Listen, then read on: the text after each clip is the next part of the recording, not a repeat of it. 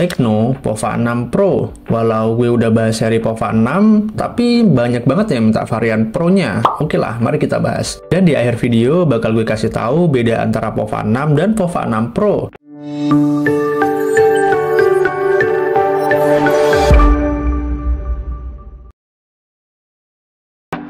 Pova 6 Pro dirilis tahun 2024 bulan April, punya dua varian warna, ada Comet Green dan Meteorite Grey.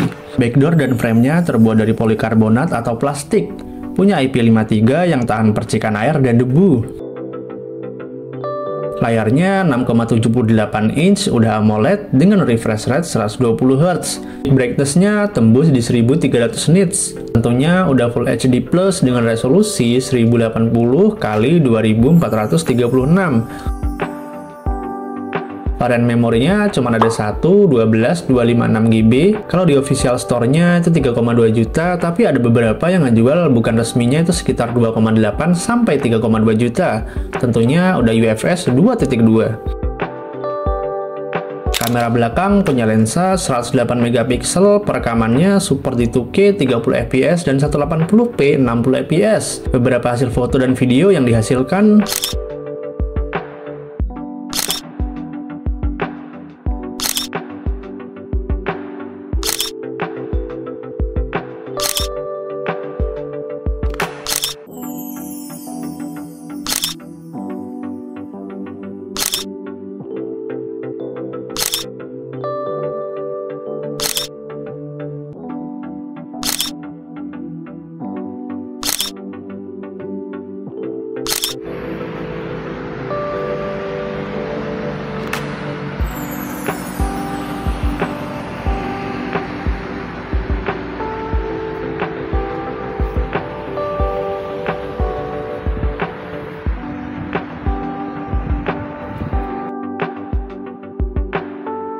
kamera depan punya lensa 32 megapiksel, perekamannya udah support di 2K 30 fps dan 1080p 60 fps.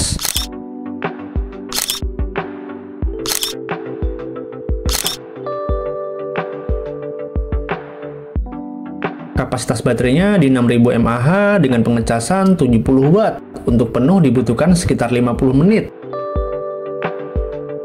Konektivitasnya udah 5G, ada bypass charging tentunya yang kemarin dipotong dari varian Pova 6 biasa. Speakernya ada stereo, dual speaker, ada lubang jacknya, ada NFC, ada USB Type-C, dan support OTG. Sensornya juga lengkap, kalian bisa lihat di sini. Chipsetnya pakai MediaTek Dimensity 6080 6 nanometer dengan Antutu mencapai 446.000. Tes game untuk Mobile Legends, settingan grafiknya dapat di Ultra dan framerate Super. Dapat FPS rata-rata di 78-87 FPS. Settingannya masih sama, di Pova 6 juga dapat Ultra, framerate juga sama di Super. CODM dapat settingan grafis di medium dengan framerate di high 60 fps, dapat kisaran fps rata-rata di 58-60 fps. CODM juga nggak ada peningkatan sama kayak varian Pova 6 sebelumnya yang dapat grafik medium dan framerate high. PUBGM dapat settingan grafik smooth dan framerate-nya ekstrim, dapat FPS rata-rata di 50-60 fps. Ini peningkatan ya dari seri sebelumnya yang mana di varian Pova 6 biasa cuma dapat smooth ultra dan dapat FPS mentok di 40 fps aja.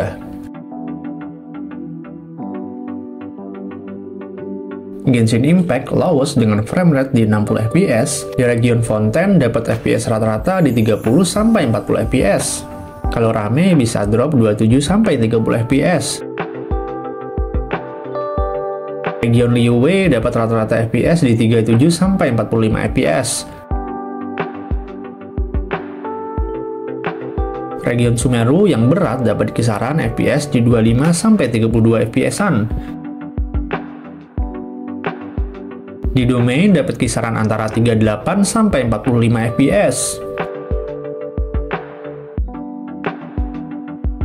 Mari kita masuk ke segmen BBKKP, bahas-bahas keluh kesah pengguna. Mas Uus tanya, POVA 6 Pro buat game sama ketahanan baterainya kalau dipakai seharian gimana? Mas Markus bilang aman aja, dia pakai varian Pro, ngecas juga cepet. Dan dia ngasih saran kalau hobi main game bisa aktifin bypass charging biar hemat kesehatan baterainya. Dan dia bilang nggak pernah frame drop FPS-nya. Mas Uus tanya, jadi baterainya awet apa enggak? Buat ML-an aja soalnya. Mas Markus bilang aman aja, tapi dia ngasih saran untuk nurunin settingannya di medium kalau nggak mau ketemu frame drop. Dari Mas Randi bilang enak banget, baterainya awet banget. Enak aja bang, kalau ngerasa baterainya boros tinggal aktifin penghemat daya aja. Itu aja, sorry banget gue belum nemu banyak keluh kesahnya karena kayaknya penggunaan HP jarang banget.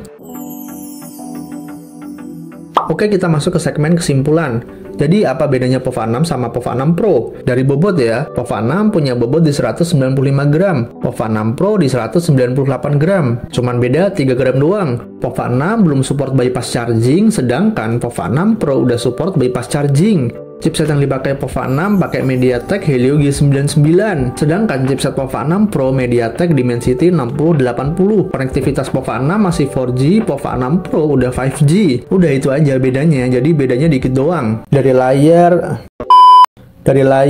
ke pena. Dari layar sama kamera, dari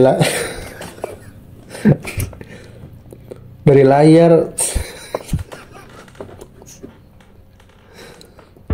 Dari layar, kamera depan, kamera belakang, baterai dan cas, sensor juga sama, launching juga sama. Jadi sama semua. Jadi kalau suka POVA 6 dan nyari varian 5G, chipset juga ningkat dikit, pengen bypass charging, bisa ambil varian Pro. Ya walaupun harganya beda jauh, itu aja pendapat gue soal nih HP. Kalau ada yang salah dari penjelasan gue, silahkan dibenerin di kolom komen. Gue Aka, sampai jumpa lagi di seputar teknologi.